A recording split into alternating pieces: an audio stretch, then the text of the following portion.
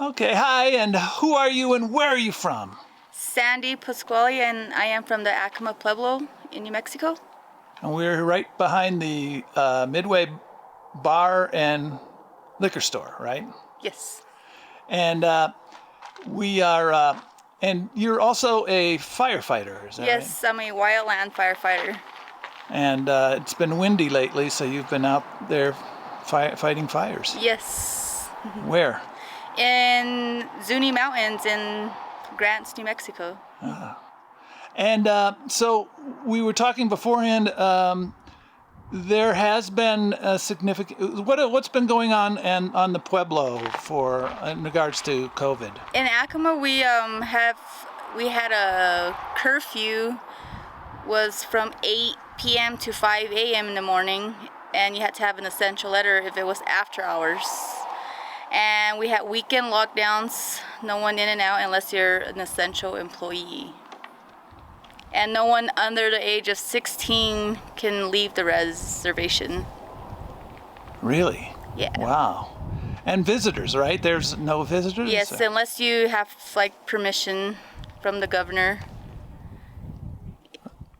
Right. And so have there been, has the Pueblo been affected by a lot of cases?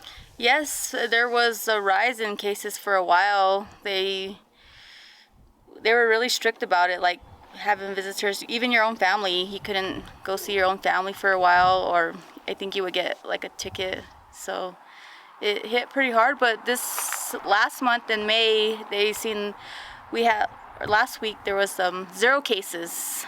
So they lifted the lockdown and they extended the curfew to 10 p.m. to 5 a.m.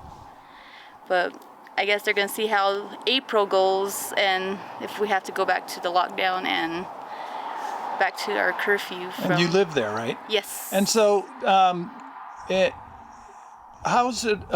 So have you had it, or any of your family had it? I have some family members who've had it. I haven't had it. I got my vaccine, and most of my siblings got the vaccine, and my mother. But yes, I've known people in my family that were tested positive. But nobody died. Yes, actually, my uncle recently passed away in February from COVID. Now, this has to be pretty stressful for you. There's a lockdown. You're working because of the firefighting. Yes. But there's a lockdown. Your family has been getting COVID. Your uncle died. How has this stress been affecting you in the last year, and maybe your happiness level? Well, for my family, losing a family member, it was really hard because the reservation has restrictions from even people who are from Acoma to come on for funeral services. That was the only stressful thing about this COVID, because we hadn't had any deaths in our family for a while, and that was the only. Was there outside commemoration, or was there? No, it had to be anything? on the reservation. We had all his services there, but it was not like any traditional services that we normally would have. So. What was it? We have our traditional ways of doing things, but with COVID we couldn't do that, and all the family members that live off the reservation had to get tested, and if they were negative, they were allowed on the reservation just for the day of the services. And his burial was one day, and we had another day we had to come back for, but we had to wait a whole month for that to happen again. So it was just a long and stressful process to deal with. And this has been going on a whole year, though, too. I mean, as far as this year goes, I mean, has it been on a scale of 1 to 5, say, 1 being horrible and 10 being good? Well, because I have kids too, and they're not allowed to leave to go to school.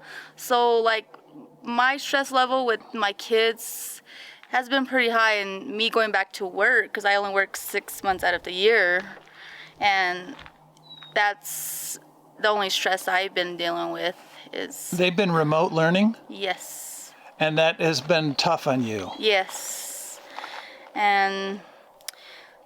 But like our happiness is, I'm happy, but it worries me about their education, because I don't think they're getting the full education they need being on virtual, and that stresses me out. Right. And do you think the government has been handling this correctly? And what about the future? Can we see? Is this the new normal, or are you hopeful that it's going to be all over? I'm hopeful it's going to be all over, but I still have a feeling we'll be wearing masks, and if we see a rise in cases again, I think it's going to go back to how it was this past year. Very good. Well, thank you very much. What's the name of the town we're in now again? We're in Cubero, Cubero, New Mexico. and New Mexico on the 16th of April, 2021. Thank you very much. Thank you. And just one final question, because when I turned off the camera, I heard a little kind of funny story, but I don't know if it's that funny. It probably is angering to some people. But about how they enforce some of the quarantine. And you were talking about your trunk. Yes, they would check our trunks at the checkpoint going back into the reservation, because some people, I guess, snuck their kids out in their trunk. And so they started checking everyone's trunk, and some people would comply and some wouldn't. But I have. And